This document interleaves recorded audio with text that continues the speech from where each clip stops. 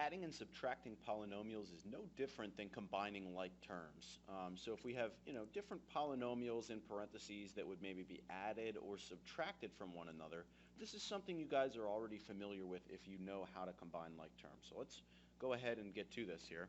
The one thing we have to be careful of is that we don't start combining our rules of exponents that we learned earlier when we were multiplying or dividing. Okay?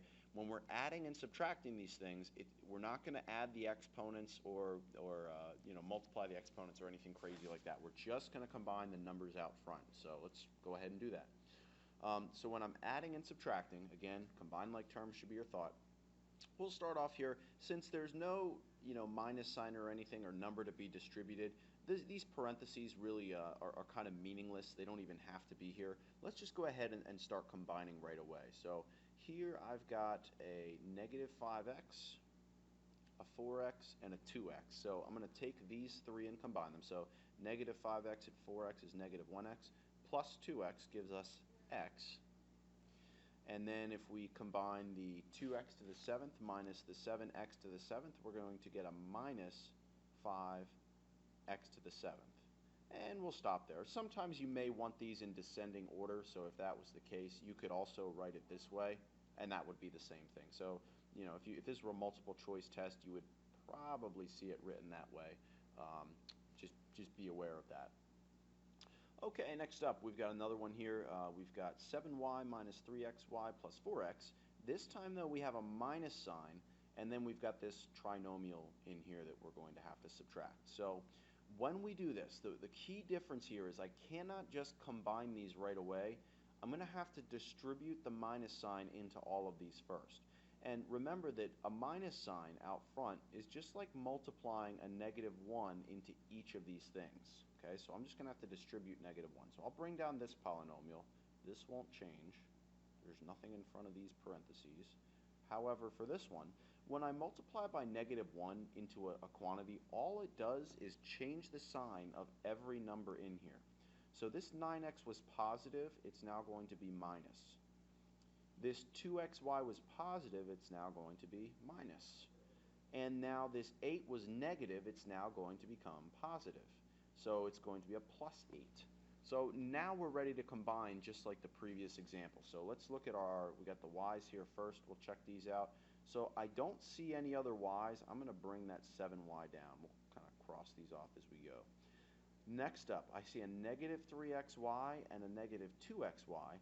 They should give me a bigger negative number here, so negative 5xy, okay, since they have the same sign. All right, so that takes care of these guys. We'll cross these off. Next up, I've got a 4x and a 9x, so 4x minus 9x will be a minus 5x. Cross these off now that we're done with these. And then finally, I'll bring down the plus 8, and that should be as simplified as we can get. Remember that we cannot combine a 7y with a 5x because they're unlike terms. Just like up here, I couldn't combine an x with a 5x to the 7th and make that like an x to the 8th because we're not multiplying, we're adding and subtracting. So remember that if I multiply these, that would give me a 5x to the 8th. But these are like apples and oranges. I cannot combine them. Okay. So remember that. We should probably add this in here, that like terms, to combine them, they need the same, all the same variables,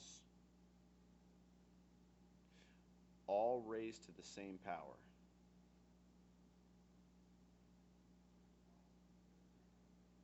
So we could combine like a 3x squared y with a 2x squared y. What if I had like a 5x squared y squared? They would not combine. Okay, that would not combine with these others too. All right, almost there. So a little bit more complicated. We got lots of crazy letters here. We've got two 4-term polynomials. We're going to keep going the same way though. So I've got a minus sign out front. That means I need to distribute this negative sign in. So what that's going to do, and you may actually get to the step where you can do this, it's just going to flip the sign of everything in here. So these are all going to become negative. And now what I'll do here is I'll look at the 3a squared b's first. And I see over here a 7a squared b. So 3a squared b minus 7a squared b is negative 4a squared b. That'll take care of these guys. Keep on rolling. We got negative 9ab. Okay, I see a 3ab right here, so that's going to give me a negative 6ab. We'll cancel these out. Oh, sorry, I missed one. So let's go back here a second. We've also got a negative 2ab, so if I subtract 2 more from that, that should actually give me a negative 8ab. So let me fix that here. It should be a negative 8ab. Okay, so my 7x and my negative 3x here, they're going to give me a 4x. Remember, that won't be a 4x squared. I'm not adding the exponents. Think of it this way. If I had 7 x's and I took 3 of your x's away, how many x's would you have? They're not going to change the exponents here. So these are good. That'd be 4x. And finally, it looks like this minus a is just my little leftover piece that I have to bring down here. So this would be our final answer for this one. And we've got, I think that's all we got here for today. So just I wanted to get through these 3 on adding and subtracting polynomials.